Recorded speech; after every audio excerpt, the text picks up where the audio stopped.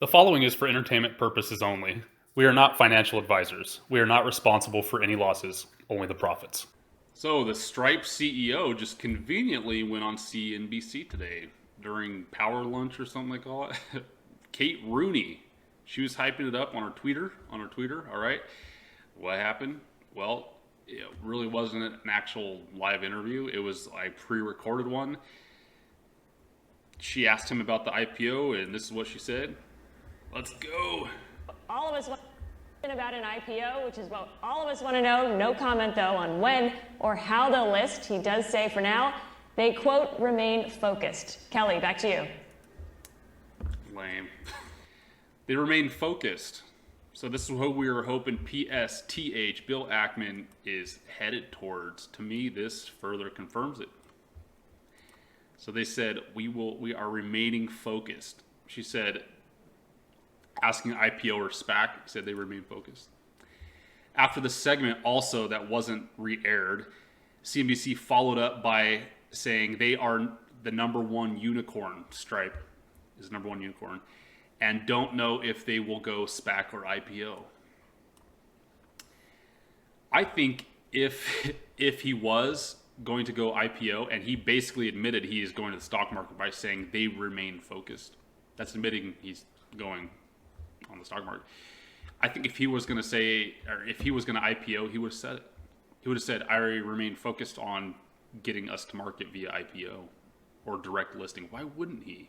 Why wouldn't he be hyping that up? The only thing that would stop him is if he's going via SPAC. But you can't, according to SEC in the filings, you can't really talk about it. You can't talk about going via SPAC right now because you just can't. It's part of the rules. But before you go to IPO or direct list, you can. But if you're pairing with another company, no, bad. I don't know. I think this kind of confirms it a little bit. So I'm just stoked that they actually asked the questions. People on her Twitter were telling her to ask that question. A bunch of people were asking that. Say, ask him if he's going to, with Stripes going to SPAC or SPAC, SPTH. And she asked it. So I'm just happy she did. I wish we would have got like the live reaction. The fact they didn't show his actual response kind of tells me he might have said a little bit more, though. Because the rest of the interview, which was very short, she would ask a question and then it would pan over to him and it would have his face and he would answer it. But that last part that I just showed, they didn't do that. So he might have accidentally said something else and then was like, hey, cut that. We can't put that on. I said SPAC or something like that, or Bill Ackman or something. And he told him, you can tell him I said this, that I remain focused. Just tell him I remain focused. So I thought that was kind of a telltale story right there. Why did they go to the camera when he answered that? They were recording the rest of it. They recorded that part. Why didn't they show it? Kind of weird to me. Other news, electric bus maker Proterra gets $200 million investment. The U.S. electric bus manufacturer Proterra Inc. said on Thursday at a secured investment of $200 million to support its battery and electric drivetrain research development. The company received $150 million from Cohen Sustainable Advisors LLC and $50 million from Soros, good old Uncle Soros, Fund Management, Generation Investment Management, and Broadstone Group. In July, sources told Roosters that Proterra was considering going public through a merger with a special purpose acquisition company, a SPAC. Proterra, which counts car makers Daimler AG and BMW AG among its investors, was valued at $1.1 billion in a fundraising round in August last year. According to PitchBook data, the company would not be reached for comment on how the new fundraising has affected its valuation. Burlingame, California-based Proterra was founded by mechanical engineer Dale in Colorado in 2004. So this is kind of good news. At first, a lot of people will read this and be like, oh, they're not going SPAC, period, because they just got money from somebody else. That's not what I think. That's not what I think at all. In fact, what if they're in the middle of a SPAC deal and they were like, hey, we need 200 million pipe. We love you guys, but we need 200 million more cash right up front right now. And the SPAC was like, dude, we can't do it. We asked our friends, and they were like, this is all we got. And they're like, okay, well, we need the 200 right now, so like we're gonna try to call Uncle Soros and see if he can give us a check for like 200 million. Is that cool? And then after that, we'll get the deal done. That could be played out that way. There's all sorts of scenarios you can come up with of why this happened, but could somebody down in the comments name another SPAC that got fundraising right before announcement? It was like less than a month-ish where they got a fund like this, and then boom, they still hit and did a SPAC, and everyone's like, see, I told you. And other people are like, no, they just hid, right? This doesn't tell us they're not going with the SPAC. That is 100% for sure. Tell me that company if you can remember it or know it.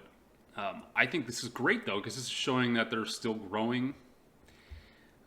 They just didn't want this 200 million involved in the SPAC deal. Maybe this 200 million has been on the way for 6 months, and the SPAC deal is still only a month into it.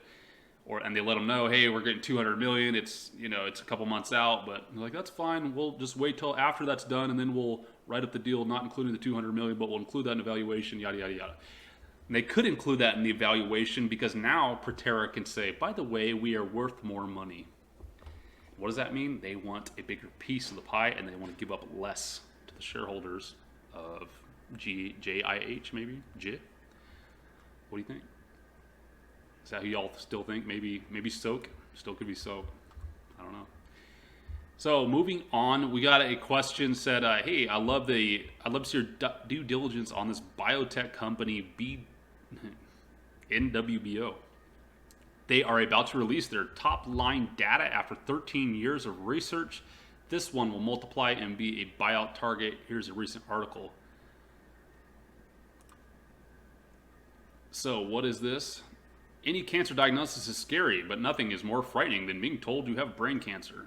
Ooh, it consists of resection and removal of tumor. Yep. Since 2005, more than 400 trials have failed. Phase 2, of course. Yep. NWBO combines material from your own resurrected tumor with dendritic cells from your blood, which are then trained in a lab to recognize your tumor. Because of this, that is ultimately returned to your body, and the body-owned enhancement materials is not rejected as foreign. Therefore, there is no toxicity to the treatment. You might have redness at the site of the injection or a temporary headache, both addressed with the problem. Either the drug works or doesn't. This sentence sums up what I think about it. My problem, the positive thing about this, okay, let's get with that first. The positive thing about this, if it does cure cancer, amazing, fantastic. The problem, this is investing. This isn't, I'm not here to cure cancer. I'm here to make money right now. If there was really one company that supposedly had the cure to cancer, yeah, I'd put money towards it. But for decades upon decades and decades, companies have been coming out claiming that they have the cure for cancer. They prove it. Everything looks legit. It goes to FDA, and the FDA goes, no. What do you think that is? I don't know. Can somebody answer that question down in the comments? So again, this last sentence, either the drug works or it doesn't. And not only that, even if it does work, will it get approved for use in America and Europe? Probably not. What do y'all think? So my thesis, I just wouldn't touch it. Yeah, they could finally release a cancer treatment that totally whoops butt, and it makes sense to me what they were saying. But will it ever go? Chances are 99.9% of the chances, no, it won't. That's what I think about. So I will not invest in it, period. Another person asked, hey, Yo-Yo, what's your opinion on Palomar, the pre-crime people? I said, what's up, going on? Hey, I won't touch it for 2 reasons. Number one, it's a new IPO. If you don't know why I don't invest in new IPOs, just go look at any recent charts. You'll see why. They fly up and they fly right back down, and then they bleed out for months. I might buy in when they're over half off, 65% off or something. But my number 2, and why I won't regardless of the price, is I don't like what they're after. I don't like the Big Brother part of it. I don't like the pre-crime part of it. I don't want anything to do with it, man. It's just too far too far deep into the rabbit hole of keeping people safe, quote unquote. It's just not for me. I don't believe in it. I think it's too far. Any more news that I missed out on? I think I missed a couple SEC filings. I'm actually still reading through them right now. Let me know if I missed anything. Put it down in the comments. Any other plays you want me to take a look at, please put them down there. If you haven't joined our Patreon, please do it. I don't give you anything for it, but I do totally enjoy it when you do join. Thank you for that. If you haven't subscribed, please do it. If you wouldn't mind sharing this with your friends, I'd greatly appreciate that too. Y'all have a good rest of the day. Did you know that we give away free silver? Simply leave a comment on the video, and as long as you're in the continental United States, you can be automatically entered to win. Please friend us on Twitter and StockTwits.